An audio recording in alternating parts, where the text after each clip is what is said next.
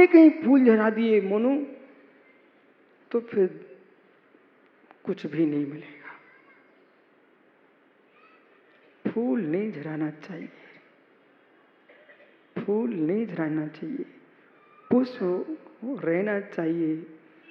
पुष्प स्वयं झरता है तब संतान जन्म लेती है, पुष्प स्वयं झरता है तब ज्ञानी दानी जन्म लेते हैं, पुष्प स्वयं झरता है तब फल उत्पन्न होते हैं। कर्म स्वयं झरता है, कर्म स्वयं झरता है तब मोक्ष फल मिलता है। आपको साधना करना चाहिए, कर्म झराने की चिंता नहीं करना चाहिए।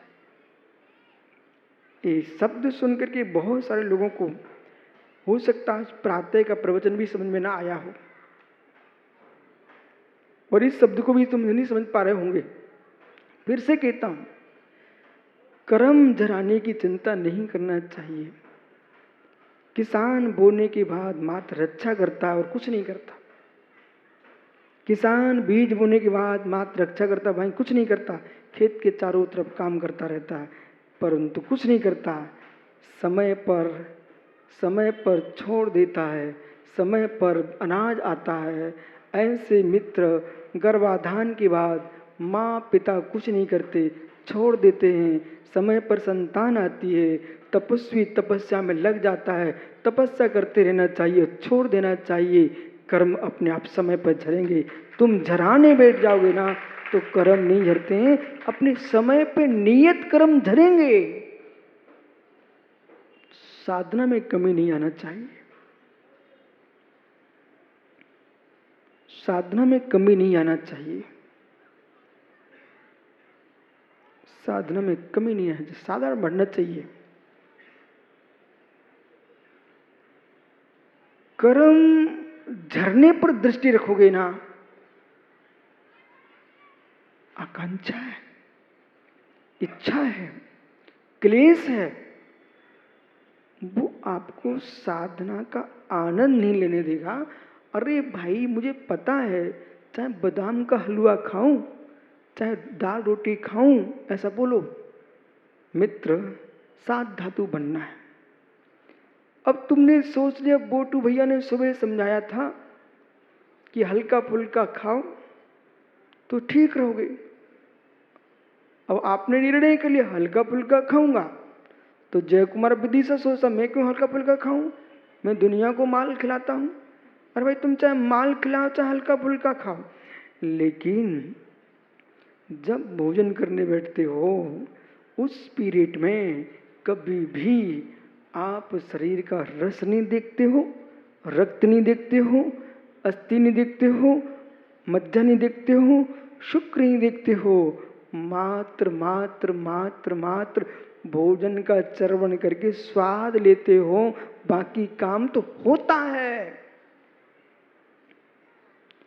यदि वहां तुम रस और मांस देखने लग गए तो मित्र, सच्चे श्रावक और सच्चे मुनि हुए तो भोजन करोगे ही नहीं, क्योंकि मांस का स्मरण करते हुए, रक्त का स्मरण करते हुए कोई आहार करीने अंतराय विघ्न है।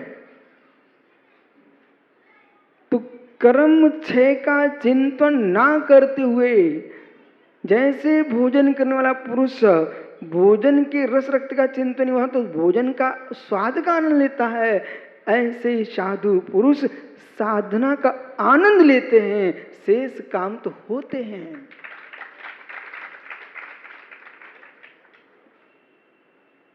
बहुत सारे लोग इसलिए परेशान हैं, दादा डॉक्टर रामस्वरूप जी भैया वे इसलिए परेशान हैं, अब महाराज जी मेरी समाधि कब होगी, वो कैसे होगी, कब होगी कैसे होगी, कब होगी कैसे होगी, कब होगी, इधर देखना भैया, कब होगी कैसे होगी, कितने शब्द हो गए, कब होगी 2 शब्द हो गए, कैसे होगी 2 हो गए, 4 हो गए ना। हे मित्र, अरिहंत अरिहंत कितने शब्द अक्षर है इसमें, 4। कब होगी कैसे होगी इसके कहने की जगह अरिहंत अरिहंत अरिहंत, ये परमात्मा का नाम लेता ना तो समाधि तो चली रही थी, तू क्यों पगला रहा है?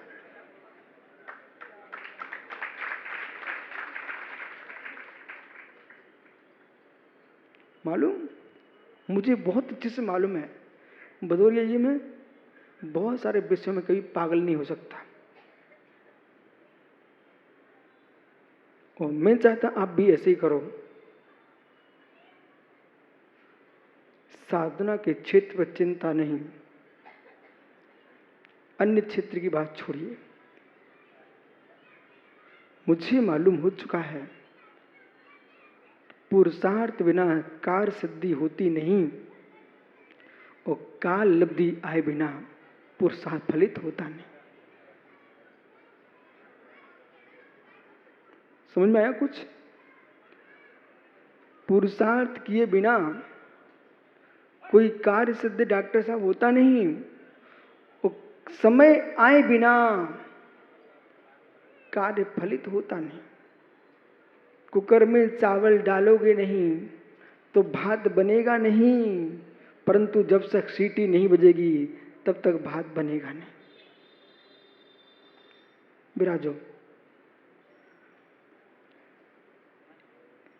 इसी प्रकार से मित्र बहुत सारे जीव के कर्म का विपाक पक रहा है। जितना जितना बड़ा कर्म का बंद किया है उसके उदय आने में उतना लंबा समय आएगा। ये डायरी पे लिख लेना, जितना बड़ा कर्म का बंद किया है उसके उदय आने में उतना लंबा समय आएगा। वो अंतर मुहूर्त में किया कर्म अंतर मुहूर्त में भी उदय में आ सकता है।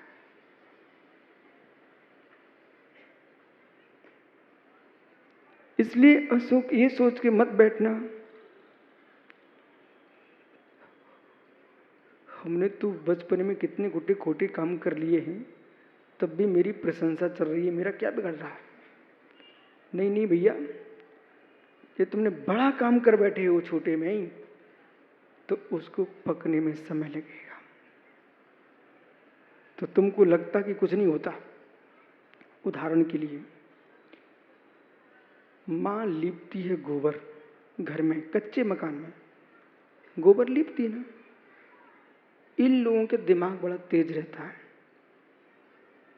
जल्दी मेहमान आना है, जल्दी मेहमान आना है, तो पतला पतला लीपती है जिससे जल्दी सूख जाए। बोलो माँ ये सब फेंक दें। कोई नेताजी को आना है, रोड गिर रही है, तो वो रोड इतनी मजबूत नहीं होगी, क्योंकि उनको मेहमान को दिखाना, वो पतली पतली हो जाएगी। और जिस रोड पर ट्रक चलना है उसके बनने में समय लगेगा और लंबे समय तक चलेगी। जब माँ को घर में गोबर से चौक बनाती है, वो चौक तो 10-15 मिनट में सूख जाता है, क्योंकि उसने उसी प्रकार से उतनी गोबर लिया है और पानी अधिक डाल के लगा दिया है। ठीक है, तो उसको सूखने में समय कम लगा, लेकिन जल्दी झड़ भी जाएगा। इसी और यदि लंबे समय तक उसको चलाना है तो फिर वो मोटा गाढ़ा मिट्टी मिलाकर गोबर से फिर लिपती है, तो वो घर में लंबे समय तक चलता है। विषय पे आइए। इसी प्रकार से जिसका कर्म अंतर मुहूर्त में मंद कषाय से बंधा है वो जल्दी उदय में आ जाता है, और जिसका कर्म तगड़ा था, बहुत लंबा चौड़ा था, तीव्र था, वो कर्म मोटा बनता है और लंबे समय बाद ही उदय में आता है। इस बीच में आदमी भूल चुका जाता है कि हमने कुछ किया था कि नहीं किया था, जबकि वो कर्म पक रहा था उदय में आने के लिए। फिर वो व्यक्ति बताता किसी से नहीं भदौरिया, ये सब एकदम अचानक समय कैसे बदल गया, स्वयं उसे पता रहता है। देखो 50 वर्ष पहले हमने ऐसा किया था, तब समझ में नहीं आता था, आज पग पग पर समझ में आ रहा है मेरा किया हुआ सामने खड़ा है। इसलिए 6वां अध्याय, 7वां अध्याय, 8वां अध्याय बहुत संभल के सुनो। 9वां अध्याय और 10वां अध्याय ये संबंध मोक्ष के कथन करने वाले हैं। काय बांग मनहा कर्म योगा, शरीर, वचन और मन, इनका नाम योग है। यहां क्रम को उल्लंघन करके कथन किया गया है। जब भी किसी से बात करो तो वो क्या कहता है, मन वचन को बस करो। पर यहां क्या बोल रहे हैं आचार्य महाराज, काय बांग मनहा कर्म योगा, बिल्कुल ठीक लिखा है। मित्र, यदि शरीर तुम्हारा संभल गया तो वचन भी संभल सकते हैं, और वचन और शरीर संभल गया है तो मन भी संभल जाएगा। दूसरा व्याख्यान, मन नहीं संभाल पा रहे हो, वचन संभाल लीजिए। वचन भी नहीं संभल रहे, मन भी नहीं संभल रहा है, कम से कम शरीर को संभाल के रखिए। महानाचार से तो बच जाओगे, अनाचार से तो बच जाओगे। कोई अशुभ बातें कर रहा है, अशुभ सोच रहा है, वो वचन और मन से पाप कर रहा है। पर काय के पाप से तो बच गया, वो काय के पाप से बचा है, उसका तुमको फायदा कितना मिलेगा वो आपका विषय है, पर दूसरे को फायदा बहुत मिलेगा। ये वचन का और मन का नियंत्रण नहीं कर पा रहा था रावण, पर शरीर का नियंत्रण था। उसकी रक्षा हुई तो ठीक है, सीता के सील की रक्षा हुई है, क्योंकि रावण का नियम था, जो स्त्री मुझे नहीं चाहेगी मैं उससे बलात्कार नहीं करूंगा। इस एक प्रतिज्ञा ने उसके शरीर को रोक के रखा, और शरीर को रोक के रखा, मित्र सीता के सील की रक्षा हो गई।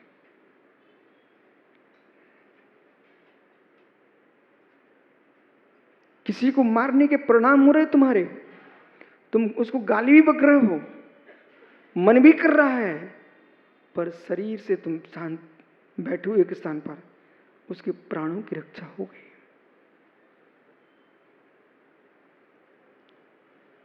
जो विद्वान गहरे ज्ञानी नहीं है, वे तुरंत आदमी को भ्रष्ट घोषित कर देते हैं, उससे बहुत अनाचार हो रहा है। जितने विद्वान बैठे संभल के सुनना भाई, कि किसी व्यक्ति ने नियम लिया और उसका मन मचल गया, मन मचला, उसने इतना भोला था कि उसने बोल दिया, पंडित हमारे ऐसे भाव हो रहे हैं। अरे भैया तुम तो भ्रष्ट हो गए, ऐसा मत बोलिए उसको। वो आपका एक शब्द चलता है, चाहे मन से करो चाहे तन से करो, पाप तो बराबर है। कैसे बराबर है? हमारे आचार्यों ने तो ऐसा कहीं नहीं लिखा, तीर्थंकरों तो कहीं नहीं कहा चाहे मन से करो चाहे तन से करो पाप बराबर है, ऐसा नहीं होता है। मन से तुमने सोच लिया अशुभ करने का, ये तुम्हारा अतिक्रम हुआ है। तन से करो तो अनाचार हो जाएगा,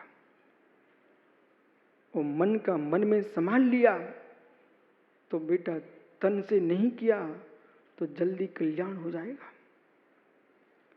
स्यात् कथंचित, तन से करने वाले समझ जाए जल्दी, वो मन से करने वाले समझ ही ना, ऐसा भी है।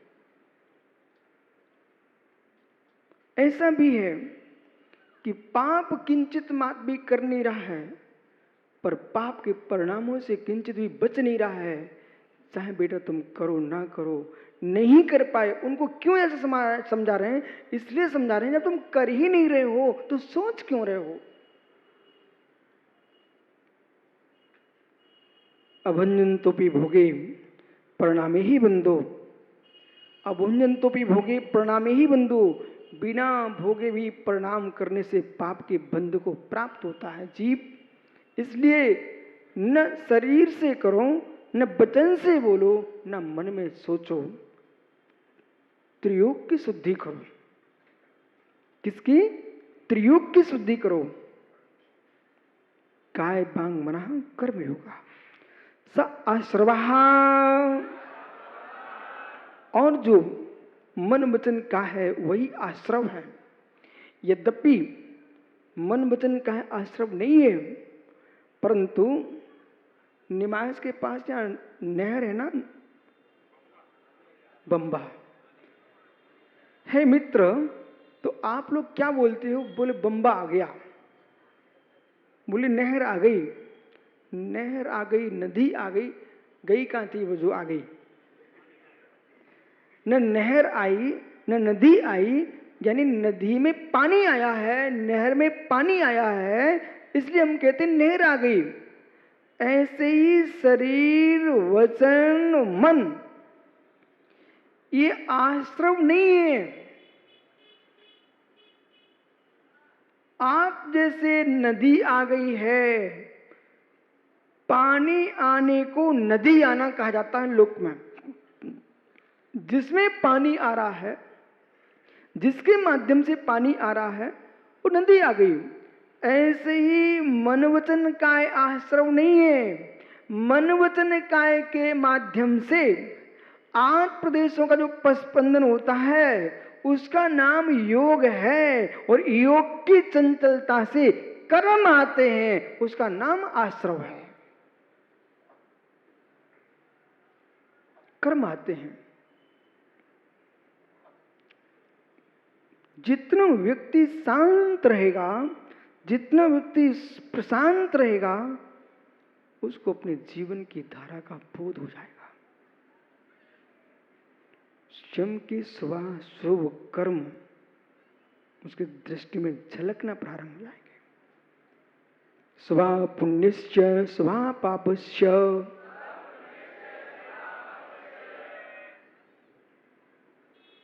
बिल्कुल स्वतंत्र धारा चल रही है। गुरु प्रभु दोनों का यहाँ कोई स्थान नहीं है। देख रहे हैं आप, गुरु प्रभु दोनों कोई स्थान नहीं है। वे तुम्हारे आराध्य हैं, आप आराधक हो, पर आप चाहो कि वे मेरे कर्म के लाने ले जाने वाले हैं, ये कुछ नहीं है। जो सर्वथा आत्मा को अकर्ता मानते थे, उनको स्वयं हमने समझाया था कि कर्म नहीं कर रहे हैं, ये आत्मा कर रही है। कर्म निमित्त हो सकते हैं, पर कर्तापन आत्मा का नहीं स्वीकारोगे तो सिद्धत्व पर्याय को किसने प्रदान किया?